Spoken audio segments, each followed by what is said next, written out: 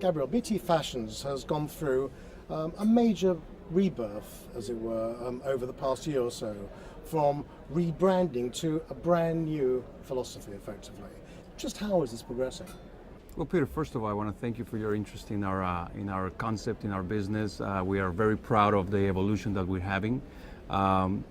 Basically, if I can go back a little bit in history, we have been traditionally a company that has revolutionized the travel environment by bringing accessible, fashionable, at great prices for accessories. And we did that through one price, one brand initiative. What we're doing now is we're really leveraging on the value proposition of the core competencies that we offer. Basically what we do is we take away the complexities of managing fashion for retail operators. We absorb all of the complexity, we make it easy for them. And that is the key value proposition that we bring, is make it easy to execute, so that we bring the variety of fashion, the 30,000 different items that we put into one collection, but we make it easy for them. And you see how I'm repeating the word easy many, many times. And it is on purpose, because that is the core of what we do for our retail operators. Make it easy. They order one thing, they get variety, zero obsolescence, no markdowns.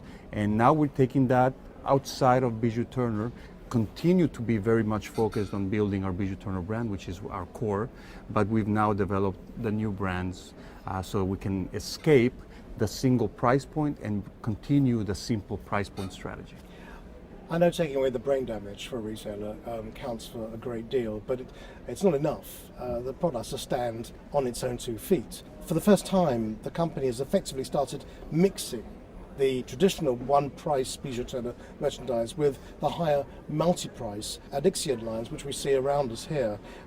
What's been the reaction to this concept for the consumer so far? Well, the delivery of our new concepts is still in test mode. We are running lots of different types of execution. So in essence, what we have is now a new addiction concept that has the same variety, the same value, the same surprise effects for the consumer, but at different price points, so that we can really expand into lots of different categories, right?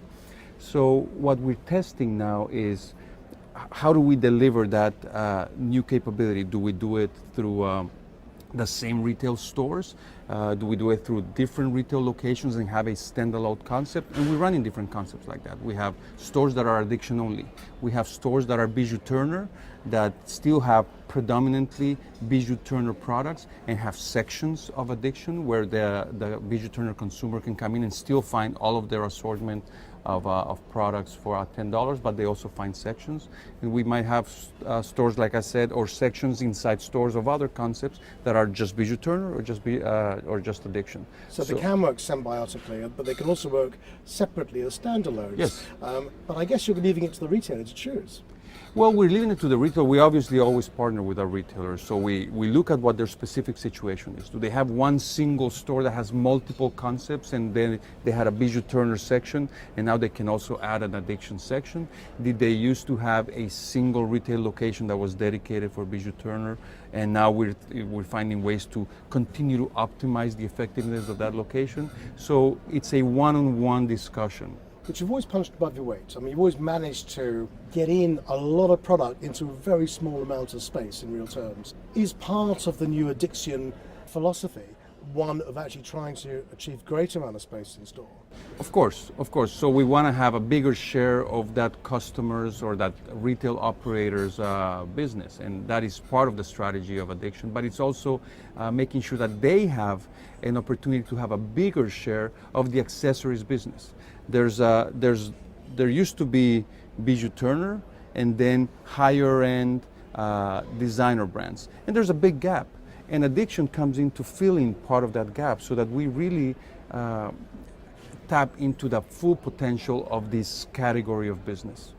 But it's still true to say that even though the price point is higher with addiction, the point is that the perception of the product, it looks far more expensive than it actually is. You've always delivered that. It is the core. If we cannot deliver that incredible surprise, it's not part of what we offer. One last question, Gabriel. Social media and social responsibility are two important platforms for your business. What are you doing as a company to engage with your traveling consumers outside of the stores? Well, Peter, social media is the new way that people are communicating, the new way that companies are connecting with individuals. And it's not just the young people, it's people of all ages, just like our customers. So we are very active with Facebook and Twitter and communicating with all of our consumers that way.